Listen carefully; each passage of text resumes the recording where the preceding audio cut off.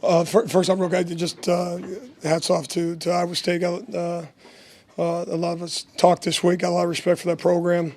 They very multiple, and then they do a great job, and have certainly before tonight. So that would be one. Obviously, there's some real embarrassing stretches of football that fall back on my shoulders. Defensively, inability to tackle tonight, falling down in coverage, just things that can't happen, shouldn't happen, and so I got to be a lot better moving forward for us to do anything that we want to do as a football team. Alex, on the last play, can you describe what you were thinking, what you thought they were going to do, and obviously it worked out for you. So yeah, it just sometimes in those 2-point scenarios, you think some people take the approach of trickery. It's some type of which obviously they use some over the course of the night in other situations, but kind of had the approach that, because of that, have edges, have the ability to kind of appeal principle on our perimeter. Made the decision to play man. That gives us best chance to ensure we have body on body, and then use the penetration with the will linebacker coming to the A gap. Deshaun did a nice job, and obviously Piedmont made a play scratching and clawing for a football. Sometimes the play works, sometimes it doesn't. All those things, but in any event, scratching and clawing at the end. You say, well, are you in that situation if you're scratching and clawing? 10 minutes ago in the second quarter and in the third and before you get in some of those situations. And so that's something we got to analyze, why there's some situational things where we look different than maybe some other times during the course of a game. So something we'll look at. Alex mentioned that there was that sense of urgency late in the half, and it seems like maybe you guys have lost that over the last couple of games. Do you have any, why maybe that's happened? You seem to have it through the first 7. Yeah, and do we think it's going to get easy? Do we think that that our performance to a certain point will be enough to carry us through the course of the game? Do we think that the offense is going to take the reins and carry us home, and our performance doesn't matter? And the reality is in defensive football, the tackle has to be made every single snap, regardless of the scoreboard. So it never does get easy. We can have a good week of practice. Doesn't matter if you don't tackle on Saturday. That doesn't freaking matter. And so in any event, that's something that. Just as you analyze again, whether it's at an end of a half or the possession or two in the first half, or possession in the third quarter, fourth quarter, what's the scoreboard read? Does that impact us? Whatever it is, that's just something that continues to be a frustrating deal for us, because you're not seeing the same, urgency, intensity, energy, and obviously execution for 4 quarters, and so we got to do a better job as coaches. When you say you have to do a better job, blitzes for some big plays. I'm sorry. Was that just by happenstance, or did they audible into something? It seemed like that you blitzed a couple of times and they caught you on. Yeah, there's a couple scenarios where good play called by them. Possibly, I think there are several scenarios, unfortunately, tonight where we actually fell down in coverage, which makes it obviously a lot easier to execute offensively, and then disguising and making some difficult or what can be difficult for secondary guys to have disciplined eyes in terms of with motions and all those things, those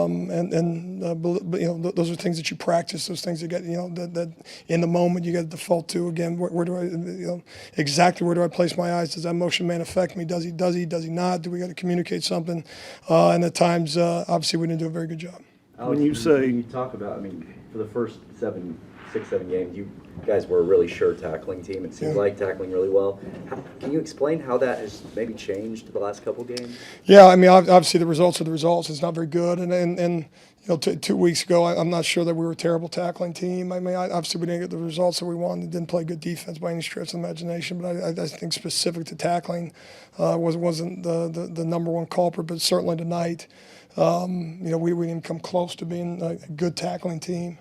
We seemed at times, frustrated that we were needed on that particular play to make a tackle, which is really alarming to be a Division I football player at the University of Oklahoma, and you're not sure that you feel like making a tackle in that moment. So that's something we got to assess. Are we playing the right guys as coaches? Are we playing guys too many snaps and some of those things? And but no, a tackle has to be made regardless of what the scoreboard reads. I keep going back to that. Things are going good. Well, that's great. Things are going good. There's the next snap that we have to make a play. regardless if things are going to go good. Tackle again, and so just as you look at some guys that have been really, really sure tacklers for us, didn't do it as well tonight. So back to the drawing board, got to be better. When you say you have to be better, Yeah. what do you mean? What's in your mind when you say that? Well, you can say that you're delivering the message, or you can say that you're delivering the right message. You can say that you're putting the guys in the best situation to be successful. You can say that you're demanding it in practice in terms of making plays and all those things we want to be in terms of takeaways. And again, it's all words if you're not getting it on Saturdays. So where I need to be better is, why isn't it sinking in? Why isn't it? Why isn't it not showing up? Why did it show up for certain stretches, or why does it show up for certain stretches over the course of a game? But our inability as coaches to get guys to do it for 60 minutes. And so I think that's it. Is I believe in what we do works. I mean, are we doing changes and all those things? No, you name the call, a tackle has to be made. And so there's several instances of what could have been the TFL tackle at the line of scrimmage, all of a sudden turns into an explosive player, good play offensively, and that's a real shame. So no, where I need to be better is I got to land my message. Alex, the two-point conversion play doesn't officially go down as a turnover, Yeah. but can that be sort of a pressure relief for this defense after you have a couple of those chances during the course of the game that didn't go your way? Yeah, you see some tip balls that we don't find a way to come down with that you see other programs do, and so again, you can emphasize it, but in the end, we got to make those plays. We got to make more of them. I think what you saw in the end zone was again scratching and clawing at the football, finding a way to ensure that number one, that the would-be receiver doesn't make the play, then number two, to find a way to come down with it. So no, certainly that would be my hope, and I don't want to discount making a play at the end of the game to win a football, to ultimately be the deciding factor. Pressure up front, and obviously Piedmont find a way to make that play, and that again, I don't want to discount that. That's a big time deal. And that in that moment we had to make one, and fortunate that we did. Were you able to talk to Buki tonight about his penalty? Yeah, and it's selfish. It's selfish. It's embarrassing. There's no place for it. You get a chance for another third down stop. The amount of times we've gone off the field on third, or could get off the field on third downs, and it's aided by a penalty, is embarrassing, and I'm obviously allowing it to happen. Alex, the Ohio State does a lot of stuff with their tight ends. It looked like early in the game you guys did pretty well at containing those guys. The longer the game went, the more they found those guys open. What was happening to get those guys open deeper into the game? Yeah, I think there's some matchup things that they obviously wanted to take advantage of. There's a reason that as you break them down prior to our game, the amount of times they use kind of multiple tight end sets, they certainly used them. But from a percentage standpoint, I certainly think that we got more, even in some long yardage situations that you think you get more skill guys on. They kept their tight ends out there, and that just speaks to they felt like 6'6", 6'7", what was an advantage for them, their ability to catch the ball and make plays, and then we got to make sure we got a good eye discipline as well, to put them in a situation where they're free to run is something we got to do a better job of. How much were you thinking that they might go to one of those guys on the 2-point play? Well, I certainly did. I mean, that's the one issue when you play man. You got the jump ball scenario, and the issue that you find is at one point in the game you're playing top down coverage. They call a flag on a wheel route coming down the sideline. That may have been a tailback. Another time we play aggressive coverage and they call Pat Fields for a PI. And then the impact on that is later on, Pat's in a position, in coverage, but you're a little bit more passive, and then he catches the ball in front of you. So okay, how do you coach that guy to be aggressive to negate the advantage of the back end of the route, but not get the penalty? And so in any event, no, there's certainly concern there when you got some big body. Again, it turns into basketball. It's a box out drill. And then they were able to execute a couple of those tonight. Alex, is part of what's happening here, for all the fundamental breakdowns that have occurred the last two games, is the mentality slipping as a result of those breakdowns, do you think? Is that part you're trying to catch? Well, I mean, I think everything, you got to analyze everything. I mean, you can say it's just this, and I think you can paint with a broad stroke, and you'll probably be wrong, just in terms of, mentality, again, execution. techniques and fundamentals. But the thing that we have seen over the last 2 weeks is, I mentioned the word trust. Trusting each other, trusting that in the moment, when something breaks down, there's a pretty good chance it was us. Pretty good chance. Now again, we can get out and execute it. Don't get me wrong. Or guy doesn't get off a block, or maybe they got a tremendous play call that we didn't practice this week, or something we hadn't seen. Those things obviously occur. But I think that again, the trust in each other, that if I do my job, you do your job, then we're going to have a chance to be successful. One play turns into 2, turns into 3, turns into 4, or it turns into a third down opportunity off the field. Plays don't beat you. Plays don't beat you unless you allow them to beat you. And what you saw too often is one missed tackle turns into 2 within the same drive, and then you got to explain to me why that would be the case. One guy falls down in coverage, all of a sudden we're falling down the entire night. That's it's okay now. And so in any event, we got to make sure that the guys understand it's unacceptable. Two more questions. Ken has made more tackles tonight, but it seems like the impact plays have kind of tapered off a little bit. Do you sense that, and how important is it that he is out there making those third down stops? Well, he's a tremendous player, and so we use him in a number of different ways. You want to blitz him at times, obviously give him in the backfield. If you do that, then you eliminate him as kind of a spy guy if the quarterback decides to scramble. And so we try to as best we can give a mix of that, get him on the line of scrimmage when we can.